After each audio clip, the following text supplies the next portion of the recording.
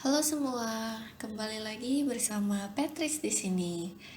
Maaf ya, beberapa minggu lalu aku belum sempat update apapun atau post apapun, baik itu tulisan maupun podcast, karena jujur agak chaos sih kemarin melancong ke tempat orang. But ya sekarang aku udah bisa menemukan waktu untuk menuliskan apapun yang ada di pikiran aku, dan aku sekarang punya kesempatan untuk nge-record lagi.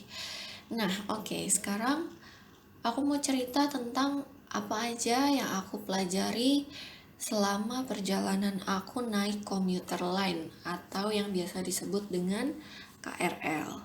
Sebelumnya, aku ingin memberi kredit dulu untuk kedua temanku, Bayu dan Cakra, yang udah ajarin aku naik KRL, dan mereka mengencourage aku untuk menggunakan mode transportasi ini. Walaupun awalnya aku pakai acara ngambek dulu sih, karena aku ngerasa capek gak jelas banget waktu itu. But it doesn't bother me anymore, karena aku udah mulai enjoy warawiri naik KRL. Oke, jadi hari ini kebetulan aku itu naik KRL karena aku ada keperluan ke Jakarta Selatan. Dan dari perjalanan inilah aku dapat inspirasi untuk nulis, dan langsung aku record juga supaya kita bisa belajar bersama-sama. Jadi sebenarnya aku udah beberapa kali naik KRL, dan setiap perjalanan itu punya ceritanya masing-masing. Mulai dari yang membingungkan, kayak waktu itu ada anak mungkin usia SD bareng mamahnya. Tiba-tiba mamanya tanya, apakah aku boleh foto bareng sama anaknya atau enggak, karena anaknya itu ngerengek bilang pengen foto bareng selebgram, padahal aku bukan selebgram sama sekali. Itu contoh yang cerita yang membingungkan dan unik. Kemudian ada lagi cerita yang memalukan, ketika aku terlalu percaya diri bangun dari kursi aku, tapi aku gak sadar sama tiang pegangan yang ada di langit-langit, dan gak sadar sama tinggi badan sendiri. Jadi saat itu pas aku bangun, kepala aku kejeduk lumayan kenceng sampai diliatin sama orang-orang. Atau mungkin ketika aku diliatin sinis sama orang-orang karena aku semprot disinfektan sana sini pas aku mau duduk atau aku megang sesuatu. Dan ya sebenarnya masih banyak cerita lain yang cukup memorable untuk aku. Cuman hari ini aku merasa sangat istimewa karena cerita yang aku dapat cukup meaningful. Tadi di perjalanan aku baru sadar kalau mostly kita akan melewati daerah-daerah yang cukup kumuh atau bahkan sangat kumuh di pinggir rel kereta. Jujur di dalam diamku itu, aku sangat-sangat merasa diingatkan untuk selalu bersyukur. Bersyukur karena aku masih punya pekerjaan, bersyukur karena aku masih bisa tinggal di tempat yang decent dan nyaman, bersyukur aku masih bisa beli barang-barang yang aku mau, bersyukur aku masih bisa main ke mall, dan bahkan di perjalanan itu aku harusnya bersyukur karena aku bisa duduk dengan nyaman, atau at least kalau misalkan kita berdiri pun kita masih bisa merasakan AC, nggak kepanasan, dan kita masih bisa selamat sampai di tujuan. Dan sebenarnya masih banyak lagi rangkaian syukur yang aku pikirkan sepanjang aku di perjalanan, dan melihat sad truth bahwa di sekitarku masih banyak yang punya hidup belum senyaman hidupku itu, but yeah, they still smile and it makes me feel better. Kemudian cerita yang aku dapetin hari ini sampai aku merasa sangat istimewa adalah karena ketika aku di stasiun karet, aku benar-benar melihat sosok yang hebat. Apakah aku satu gerbong dengan Bapak Joko Widodo yang tiba-tiba naik KRL? Enggak. Atau mungkin para menteri? Enggak. Atau para YouTuber, selebgram, content creator yang aku tahu? Enggak.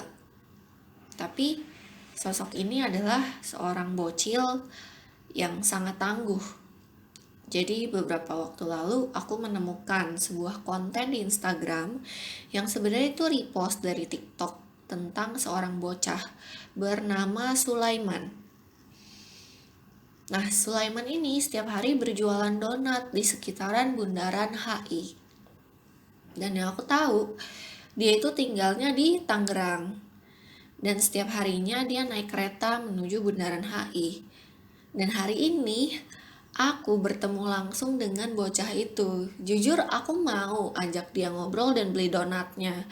Tapi aku belum dapat kesempatan untuk melakukan hal itu karena aku tadi posisinya berada di gerbong wanita. Dan dia di gerbong itu hanya supaya nggak ketinggalan kereta. Jadi ketika dia naik di gerbong pertama pastinya, kemudian dia jalan ke gerbong yang campur. Dan ketika aku menyadari sosok itu ada di depanku, jujur aku tercengang sejenak sih. Kayak akhirnya aku bisa langsung face to face sama orang yang aku tahu, aku kagumi gitu. Dan benar-benar aku sangat kagum dengan dia yang kelihatannya sangat lelah tapi masih bisa tersenyum dan dengan semangatnya jalan di dalam kereta sembari membawa dagangannya. Sontak aku terdiam dan nangis, berharap aku bisa berinteraksi dengan orang yang aku yakin dia akan sukses nanti ketika dia dewasa. Cuman ya tadi udah aku sebutin, aku belum aja dapat kesempatan untuk berinteraksi langsung. Dan ketika aku nangis, ada oma-oma di sebelahku yang sadar bahwa aku nangis. Dan oma itu bilang, kamu hatinya lembut banget ya, ngeliat kayak gitu aja langsung nangis. Jujur saya juga sedih ngeliat dia, tapi saya di satu sisi bangga ngeliat dia bahwa satu, dia nggak malu bawa dagangannya ke sana ke sini. Dua, dia adalah pekerja yang keras dan dia masih kecil gitu. Tapi yang aku tahu dari kontennya adalah dia merasa tidak sama sekali dipaksa oleh orang tuanya dan tidak sama sekali merasa keberatan untuk ikut berjualan di Bundaran HI untuk membantu ekonomi orang tuanya. Yang aku tahu kayak gitu. Dan secara nggak langsung dan nggak sadar, sebenarnya dia itu mengajarkan aku arti menjalani hidup dengan ikhlas dan semangat. Apapun keadaannya, apapun kondisinya, apapun masalahnya, kita harus tetap bersyukur. Dan aku bangga, anak sekecil itu udah tahu arti perjuangan dan mungkin bahkan lebih paham dan mengerti soal bagaimana kita harus menjalani hidup dalam energi yang positif. Mungkin setelah kalian mendengar ini atau membaca tulisan aku di blog, kalian bisa langsung search aja video TikTok yang ngebahas dia atau konten yang di dalamnya ada dia, supaya kalian makin paham kenapa aku bisa sampai sesalut itu sama anak ini. Oke, mungkin episode ini agak nggak jelas ya, karena emang niatan aku adalah untuk curhat di episode ini dan juga sekaligus mengajak kalian untuk tetap bersyukur, oke? Be grateful. Gak akan ada habisnya kalau kalian terus membandingkan diri kalian dengan yang ada di atas kalian. Tapi kalian akan sadar kalau hidup kalian itu jauh lebih sempurna ketika kalian melihat ke bawah dan membuka mata kalian ke sekeliling kalian. Dari sanalah seharusnya kalian at least nih bisa menyebutkan satu hal yang bisa kalian syukuri dari hidup kalian. So, thank you so much for listening to my thoughts. I hope mulai hari ini kalian akan lebih sadar ketika kalian mau mengeluh atau mungkin merasa kalian adalah orang yang paling menderita di dunia. Karena kenyataannya, hidup itu indah kok kalau kita jalani dengan penuh rasa syukur dan jangan lupa untuk selalu tersenyum.